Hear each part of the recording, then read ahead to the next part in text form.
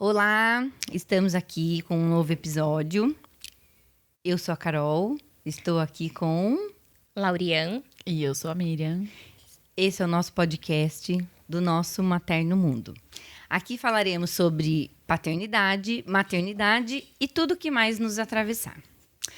E aí, meninas? Estavam com saudades de gravarmos um novo episódio?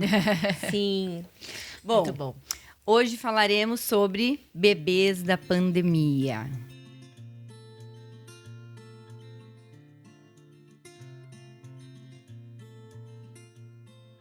Nossa, quanto conteúdo pra falar sobre Muita tudo coisa. tudo que é Muita. pandemia.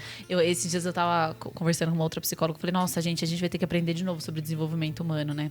Porque o que a gente aprendeu na faculdade ficou na faculdade, né? O desenvolvimento humano. E um olhar clínico muito apurado, considerando essas questões, né, da pandemia. Exatamente. Agora tem que começar um novo olhar a partir de tudo isso, né? Esses 2 anos que tivemos da pandemia, estamos ainda caminhando, né, para algumas melhoras. Mas, assim, é fato de que todos perderam algo. Tempo, pessoas, Sim. né? Enfim. E os bebês? Porque hoje a gente está recebendo no consultório esses bebês e também essas mães. Sim, né? essas famílias. Então, essas famílias que tiveram um bebê no começo da pandemia, que hoje estão com 2 anos, 2 anos e pouco, e alguns que já estavam bebezinhos quando a pandemia chegou, né? Quando a pandemia começou. Sim. E o que vocês têm visto disso? O que vocês têm pensado sobre isso? A gente tem recebido muitas questões, né, em relação a isso. E eu vou partir do que tem chegado para mim e aí a gente vai falando um pouco. As perguntas que mais chegam são... será que ele tá atrasado? Será que isso é normal? Será que é hiperativo? Ele tá com muito medo? Tá com dificuldade de ir com as pessoas? Não socializa na escola? Chora muito, a adaptação foi difícil. O que vocês pensam, meninas, sobre isso? Bom, eu acho que quando a gente recebe uma mãe, né, que foi mãe, recém-mãe, aí menos de 2 anos ou 2 anos e um pouquinho mais, a gente já precisa ligar as nossas antenas no sentido de entender o contexto social que ela estava inserido tanto quanto nós, Sim. né? Então, aquela mãe que por muitos meses ficou sem receber visitas, aquela mãe que teve que adiar a festa do batizado, festa do primeiro ano, Segundo ano. do segundo E os ano. sonhos, Miriam, dessa família? Sim, sim. E o quanto o convívio social foi diminuído. Então, não tem como a gente pensar nessa mãe sem desconsiderar tudo isso que ela viveu nesses 2 últimos anos. Muitas frustrações nesse sentido, né? Do quanto de expectativa se cria acerca do nascimento da criança. E, de repente, você tem uma criança que tá em casa, mas não recebe visita. Você não pode compartilhar. A mãe não recebe, muitas vezes, a rede de apoio. Sim. Né? Dependendo do período da pandemia que o neném nasceu. Foi mulher e homem dentro de casa, quando tinha o homem e o bebê.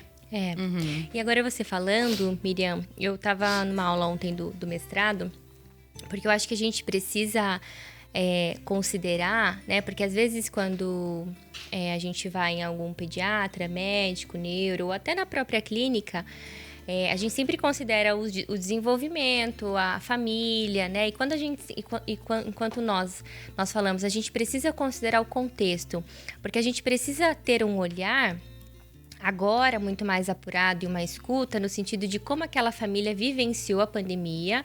Eu sei que esse é um assunto que acho que ninguém aguenta mais falar da pandemia, mas a gente hoje está vendo quais vão ser reflexos, a consequência disso, porque a gente não tinha noção de quando os bebês nasceram. Mas o que eu acho que hoje a gente precisa ter um olhar apurado, não só para a pandemia, mas acho que é bom a gente pegar um gancho nisso, da estrutura e da condição daquela família, qual é o contexto familiar, né? Porque várias pessoas vivenciaram a pandemia de diferentes formas. Sim. Então, teve pessoas que ficaram só os 3, né? Os pais e a criança. Teve pessoas que ficaram na casa dos avós. Teve pessoas que não pararam de trabalhar. Mas os efeitos disso, nas crianças, nos bebês, por exemplo, ainda mais primeiro filho, por exemplo, a gente está recebendo agora no consultório. Sim. Mais pra frente, eu acho que a gente vai ter mais, talvez, informações, mas por enquanto agora, as crianças estão chegando se a gente pode dizer assim, com atraso, por exemplo. É um atraso na linguagem, é um atraso na socialização. A dificuldade de inserir na escola, daí quantas mães estão As mães sofrendo estão nessa com separação. dificuldade. Essa separação, né? De permitir que a criança vá para a escola. E a pandemia, ela, como você falou, né, Lau, eu concordo muito que esse tema, assim, as pessoas já estão saturadas disso. Mas em relação às crianças, tudo que a gente foi privado da pandemia e tal, todo mundo já sabe. Mas o que as crianças foram privadas nessa primeira infância, assim, tão primitiva mesmo, é fundamental essa fase e eles foram privados. Sim. Né? Então, assim, se a gente, como as oficinas que a gente fazia de estimulação, como essas crianças foram estimuladas? Elas foram estimuladas, às vezes, numa casa com 2 pessoas, 3, às vezes tem uma criança, porque alguns tinham irmãos. Mas sem contato nenhum, sem contato com a natureza, sem contato com nada. E isso é muito perigoso, porque a gente precisa pensar, por exemplo, teve crianças que não iam para a escola, sei lá. Com 2 anos não iam para a escola, ficavam na casa dos avós, ficavam com os pais. E aí veio a pandemia e também não foram para a escola. E aí já entraram, por exemplo, não sei mais se é o pré-3 ou se já é o primeiro ano. Teve alguns casos assim, por exemplo. E aí não teve acompanhamento, ou já entraram no primeiro ano da escolinha já no online. Então, qual é a qualidade disso? Como que aprendeu? Então, por isso que eu digo, a gente precisa prestar atenção na estrutura e no contexto, porque eu recebi, por exemplo, atraso pedagógico, que a criança não consegue aprender. Mas aí você vai escutar, a criança entrou nos 2 primeiros anos da escola e nunca tinha tido uma dimensão escolar na pandemia. E ela foi pro 3º ano. E as professoras também, né? Algumas professoras que a gente atende. Eu ia falar disso agora. Professoras de primeiro ano. É uma adaptação, né? Professoras de primeiro ano estão pegando crianças extremamente imaturas, né? Porque não as teve crianças contato. que chegaram com 6 anos no primeiro ano agora são crianças que pararam a escola, entre aspas, com 4. Sim. Então agora estão voltando para um ambiente totalmente diferente, onde tem prova, onde tem agenda, tem entrega de trabalho, tem responsabilidades que quando ela deixou lá para trás no jardim de infância com 4 anos, nada disso era válido. Exato. E as pessoas Por isso a escola precisa ter esse olhar, porque eu escuto dos pais o quanto a preocupação com os filhos, mas a escola também precisa ter esse olhar. Algumas, pelo menos que eu tenho contato, tem, né? Eles fizeram aula de reforço, por exemplo, no período da tarde, fizeram algumas atividades para recuperar. Estão se movimentando, né? Movimentaram. Isso aí. E os pais também têm se movimentado. Mas é um sofrimento, porque você imagina uma criança no 2º ano, ela não é alfabetizada, porque ela viveu na pandemia. A angústia dessa criança, o terror da aprendizagem mesmo. E além disso, né, a questão do próprio comportamento da criança em sala de aula. Se a criança chega para o primeiro ano, com 6 anos... Nunca ficou numa mesinha. Imagina, a criança foge do meio da classe. Eu acho que a gente pode aproveitar esse espaço que a gente tem e fazer esse pedido, né, muito gentilmente para os profissionais da saúde e para os professores e para as escolas. Porque, assim, não dá pra gente querer que essas crianças, pediatras, né, enfim, que acompanham o desenvolvimento dessas crianças, não dá pra gente querer que colocar elas num parâmetro de crianças que não passaram por isso. Então, quando chega no consultório, bebês, por exemplo, de 2 anos e pouco, que já era pra estar falando algumas palavrinhas, não está falando. Mas tivemos uma pandemia. Sim. Então, a gente não pode ser simplista em dizer ele está atrasado. Vai para fono. Ele está ou isso. ter algum diagnóstico. Então, por isso que eu peço dos profissionais da saúde. A minha preocupação também é essa. Então, a gente vai afunilando. Temos um parâmetro das crianças antes da pandemia, como você falou. A gente espera mais ou menos os marcos do desenvolvimento.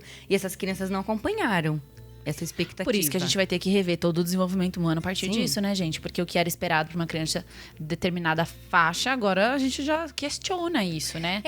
Por exemplo, no consultório, para a psicanálise, a gente trabalha com o tempo lógico, não tanto com o tempo cronológico das crianças. Mas é claro que a gente tem uma base. Por exemplo, uma criança de 2 anos, ela precisa ter uma socialização, ela já fala palavras, ela já interage com o outro, já está inserida no laço social, né? Exato. Já está na linguagem. Isso, a gente precisa analisar, de fato. Mas se a mãe leva para o pediatra e o pediatra não tem esse olhar...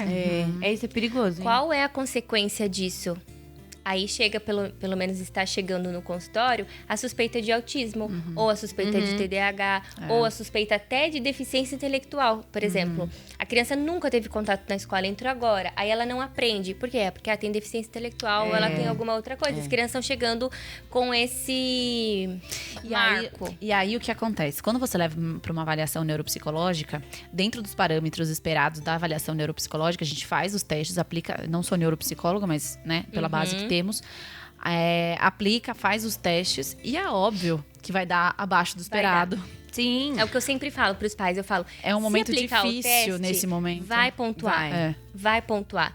Porém, vamos trabalhar, vamos seguir trabalhando. Não é assim, né? Ai, nós vamos ignorar. Não, vamos seguir trabalhando, ver, escutar, trabalhar. Estimular e esperar, ter um pouquinho mais de paciência. E aí a gente vê o que de fato está acontecendo. Exatamente. Isso. Até porque o TDAH, a gente entende hoje muito que é uma criança que tem... que é uma criança muito enérgica, né? Então, se de fato a criança tiver o comportamento hiperativo, a criança vai demonstrar em outros ambientes e isso com o tempo vai se apresentando. Lembrando que antes dos 6, 7 anos não tem muito... E é muito perigoso, Miriam, porque que criança que não é enérgica? Então, quando a gente fala pros pais, não é? Assim, ó, mas o meu filho tem muita energia. Daí a gente fala, mas é muita, muita energia. Daí chega o outro pai e fala, mas meu filho tem muita energia. Por quê? Ficaram dentro da... É isso que eu ia falar. Só que ficaram dentro das casas e é óbvio que a criança tem muita energia. A criança não gasta. Eu penso assim, que precisa ser muito cauteloso. Muito respeitoso. Respeitoso quem acompanha crianças. Então, se a gente pensar, tá, mas e aí, o que a gente vai fazer com tudo isso, então? Houveram perdas inúmeras. E imensuráveis, talvez, né? Então, assim, e que a gente não sabe daqui a alguns anos o que isso vai ter de consequência, mas não nos cabe ficar nesse futuro. Então, o que dá pra gente fazer hoje? Como a gente sempre diz aqui, o que é possível?